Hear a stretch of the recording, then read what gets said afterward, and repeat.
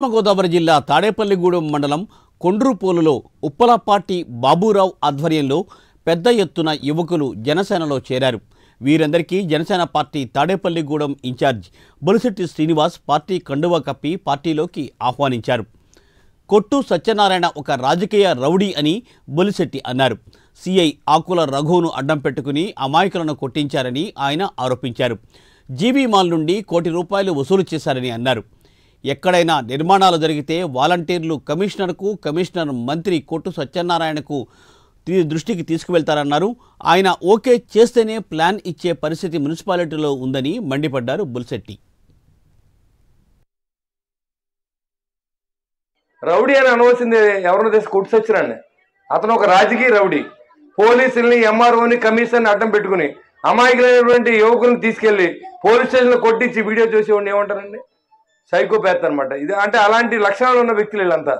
ఎవరిని కొడితే మనం అయ్యో పాపం అంటాం, కానీ కొట్టి వీడియో చూసేటువంటి పరిస్థితి. ఫస్ట్లో జనసేన ఎవరో కుర్రోళ్ళు, జనసేన సంబంధించిన వాళ్ళు కాదు, ఏదో బ్యానర్ చింపారంట. తీసుకెళ్లి నిజంగా ఈ కొడుకుని చాలా దారుణంగా ఆకుల రఘు అని ఒక పరమ నీతిమాలిన సీఏ ఒకడు ఉండేవాడు. ఆయన అడ్డం పెట్టి అసలు తాడేపూడి లూటీ చేసి పడేశారు మొత్తం. ఎవడన్నా అడ్డం తిరిగితే తీసుకొస్తాం, వాళ్ళు కూర్చోబెడతాం, లక్షలాది రూపాయలు లంచాలు తీసుకుంటాం. ఇలాంటి పనికిమాల సన్నాసి ఇంకెవడు ఉండవు, అంత పనికిమాల సన్నాసి. అలాంటి సీఏలు పెట్టుకుని ఇక్కడ ఉన్నటువంటి పరిస్థితి ప్రజల మీద ఎక్కి తొక్కేశారనమాట. మరి గోపి చెప్పింది చాలా తక్కువ. అంటే ఆయన కూడా తిరిగి వాళ్ళు లంచం చెప్పాడు. నిజంగా బయట వాళ్ళ దగ్గర తీసుకున్న లంచాలు అయితే మరి జీబీ మాల్ ఉంది కదండి, దానికి ₹1,00,000, ₹1 కోటి రేటు. కోటి ఎక్కువ అమ్మితే ఇంకో 20 ఎక్కువ ఇవ్వాలి. అంటే ఆ వ్యాపారానికి ఇడికి సంబంధం ఏంటి?